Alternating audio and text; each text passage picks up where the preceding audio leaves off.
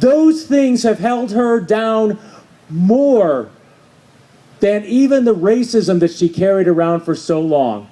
Why are we reaching out through the Liberty Evangelism Program to strangers, to neighbors, to everyone we meet, handing them a Constitution and saying, here, please read this. Read what's in the Declaration. Read what's in the Constitution. Read what your rights are. Read what you can do and what you can be. And then decide for yourself if what's going on in Washington is the right thing. And if not, contact us.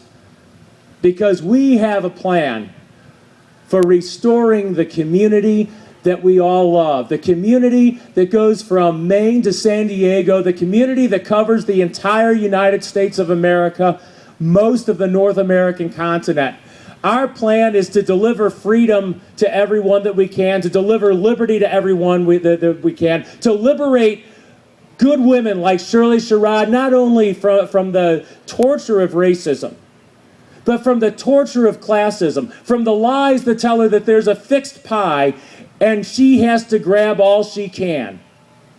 Because it's not a fixed pie in America, and you know that. We all know that.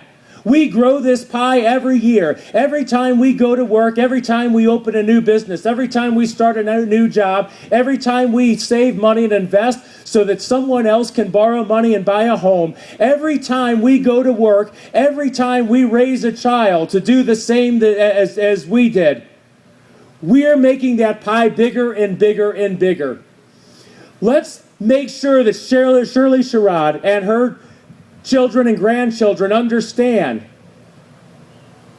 that liberty, not a government program, liberty, the freedom to pursue happiness, to fail, to crawl, to get back up, to reach out not to government but to your neighbors who do it out of love and respect for you as an individual. That is what will set us free.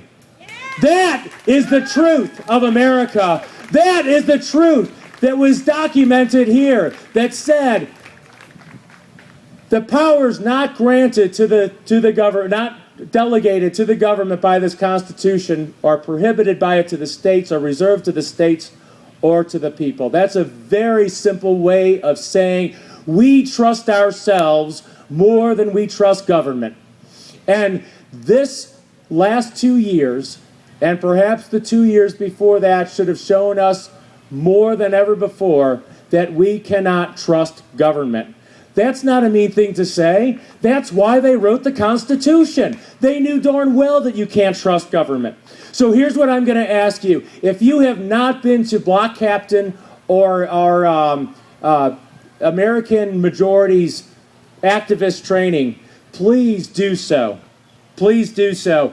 You can read about it on stlouisteaparty.com. You can email john.burns@stlouisteaparty.com, and we can get you started, because what we want to do is before Election Day in Southern Illinois and Eastern Missouri, we want every voter, every person, the people who didn't vote, the people who didn't vote with us the last time, we want every one of them to have met one of us, to have been looked in the eye, had their hand shaken, been handed a Constitution, and been given permission to think for themselves.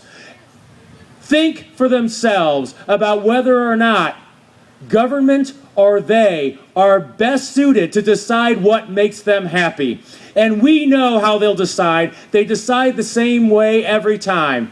They will decide they themselves own their lives. They know what makes them happy, and they will stand with us. They will march to the polls on November 2nd. They will pull the lever for freedom, for the most conservative candidate, for the person most likely to restore our liberty and march America into a prosperous future that none of us have ever even dreamed possible. Thank you very much.